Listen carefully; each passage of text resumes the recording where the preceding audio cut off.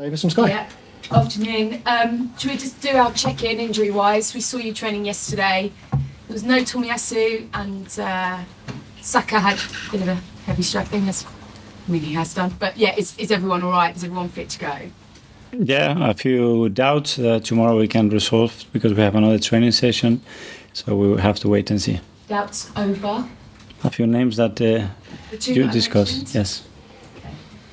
Jorginho, yesterday, and you announced you've extended his contract, short-term contract. I wonder how important he is to you with what you're trying to do this season, but obviously going forward to next season, and if he needed any persuasion at all. I think there's no questions about his contribution to the team. The way he feels about his teammates, about the club, the way we play, and he's someone that makes everybody else better. That's his main quality. He's still hungry. He wants to win. He wants to win with us. He's happy here. His family is happy here. So for us, it was a really easy decision. We know he's a little bit like your eyes and ears on the field. Anybody that's watched you live can see the input he has from almost like a coaching point of view. Is there a bit of him that maybe reminds you of yourself then?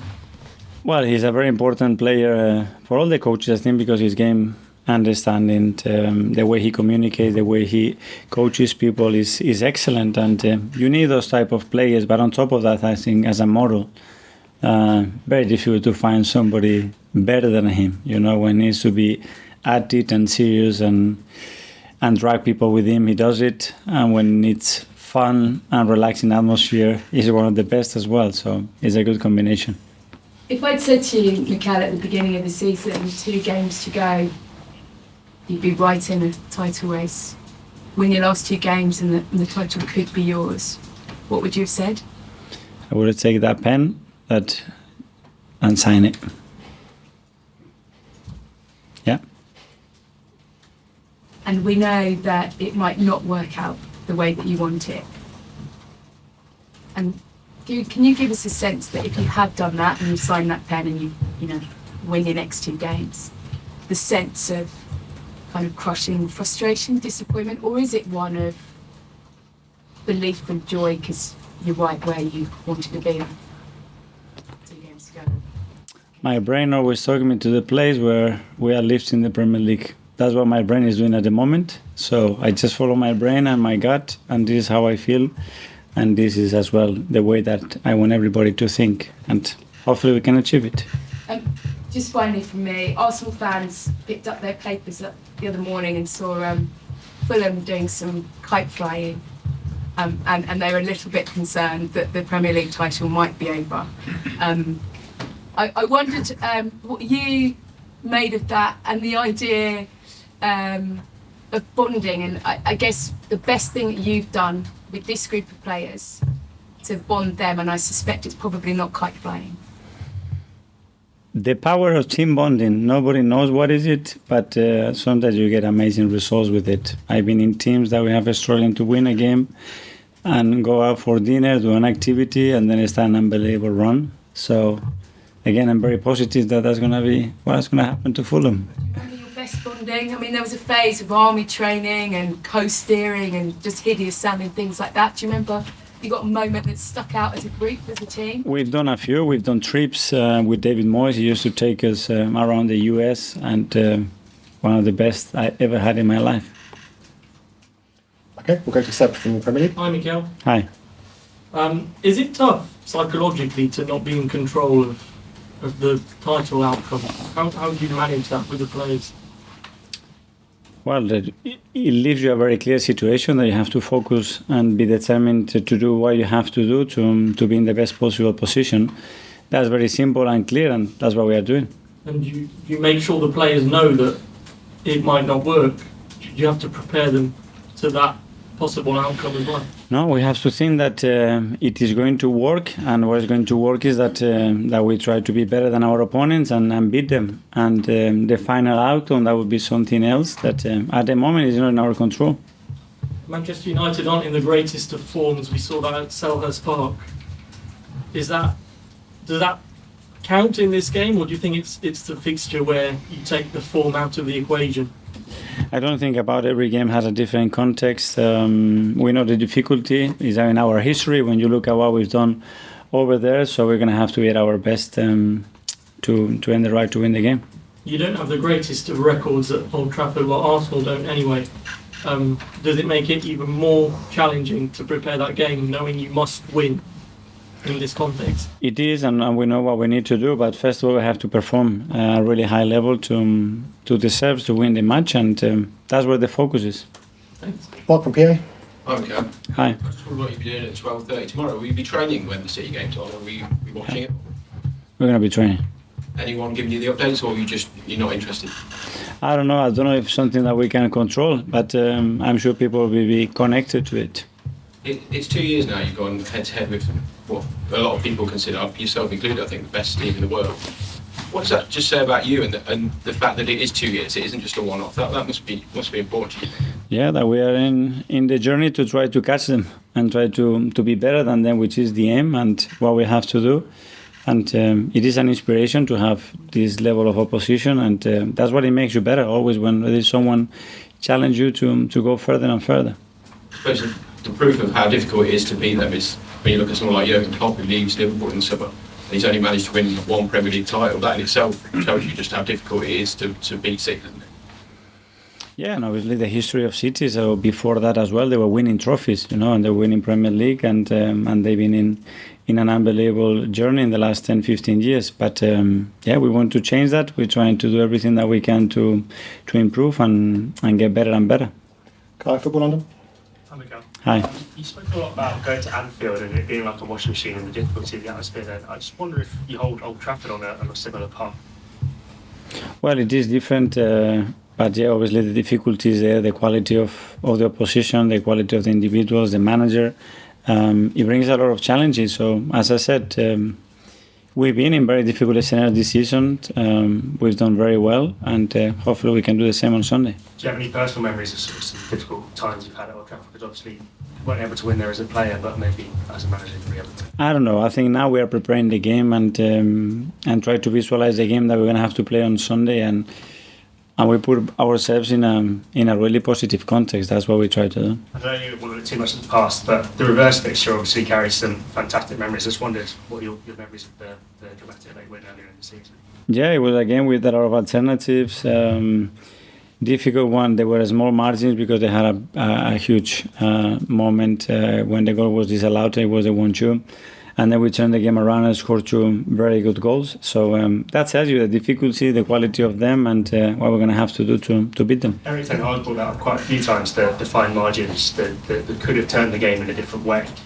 Do you sympathise with him sort of constantly bringing it up and saying, this is how things could have changed, or do you almost find it here? Yeah, for sure, because at this level, that's the reality. The margins are so small, and momentum shifts in relation to an action sometimes in the game, sometimes in a season, because you need that momentum to something click and then start an unbelievable run. So, of course I do.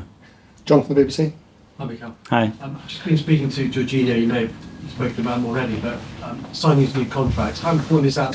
Not so much as a player on the pitch, but his influence he can have off the pitch and his character.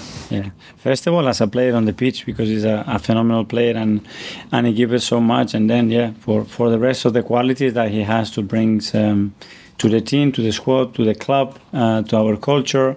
And we are delighted to have him. Is he quite an infectious character to have around the dressing room? Yeah, impossible not to like him in any way. It's a super special person, a great family man with a lot of experiences, and he knows how to talk to people, he knows how to inspire people, and certainly he knows very well how to drive a team and be part of a really important team. Just one final one. How would you describe your emotions now? A couple of games to go. Is it excitement? Is there a bit of apprehension there? What is it? Focus on what we have to do, determined to do what we have to do, and at the same time very enthusiastic and exciting and enjoying the moment. Yeah. We'll stand aside, James. CBS. Hi, Mikel. You spoke earlier on there about the story and the visualisation you have of Arsenal winning the league on the final day of the season. So I suppose the question has to be, where do you visualise City dropping points, maybe at Tottenham or Fulham? That's something is not in our hands. I'm telling you how I'm feeling, the thoughts that come to my head, and what is driving my energy and my purpose right now is that ambition and that objective that is so good. How do you keep from getting too high and too low at this stage of the season emotionally? Being focused, I think, and determining what we have to do is the only thing that we can do, which is a lot, because there's still a lot to play for against very difficult opponents, and we know the turns and that can happen in this league, and you just have to look at the history of this league. Last couple in the live, Isan. Hi, Mikel. Hi. Last April, of course, Arsenal fell away in the title race. This time around, you've made it to the end, well, nearly to the end, and you bang in contention. In terms of, for example, Paul Merson recently said he compared Man City to a prime Mike Tyson. Do you feel like that in some ways, that no matter how good you are, what you do with City, because they're such a juggernaut, there's that step that you might not be able to make because they're such a supreme force? You have to keep improving and try to be better than them when you face them head to head and in a long season with a lot of demands in this league. But it's what we know, and this season maybe it's not been as high as we already expected, because I think as well the league has gone to a different level. This league, something that I haven't seen before, in my opinion. But that's where we are. And with managers and refereeing decisions, with Erik ten Hag, who of course expected after the game for him to be a bit upset possibly because his team lost, but obviously he's brought up a few times this season. Do you think that gives United and his team a bit of motivation to try and salvage something or get something against yourselves this weekend? I don't know how they are feeling about this, but yeah, we have enough to think about how we're going to beat them and what we have to be better than them. Jordan. Okay, I just wondered, there's a couple of people at Fulham that you'll know well, Leno and Willian. Have you had any word with them this week? No. Not at all? No. No, I just wanted to ask you about, you look back to that game in 2020, the first one at Old Trafford in so many years. You look at that squad now, in both teams, there's four players remaining at Arsenal, there's 9 at United. There's been managerial changes at United, but you've been the front and centre for that whole period. I guess the speed of the evolution, does it surprise you at times when you look back at where you are now? I don't know. It moves so fast and so many things happened daily that you don't tend to remember much about what happened 3-4 years ago. It's true that it's been an unbelievable journey in every sense, with a lot of changes, and we have come far from where we were, that's true, but there's still a lot to come. Because before a lot of these big games, you've seen you use these psychological tools, whether it's playing music or it's a light bulb. It feels like now the record's so good against top 6 teams. Do you feel like the players almost can lead that now? You don't feel like you have to psych them up for the game? Yeah, but sometimes it's not related about lead or not lead. It's about moments. It's about trying to transmit certain ideas or bring an analogy to a situation that we want to face or provoke. And but yeah, obviously the team now is differently prepared to a few years ago. Thanks. We're now going to, that finishes the live section. We're now going to 10:30 for Saturday.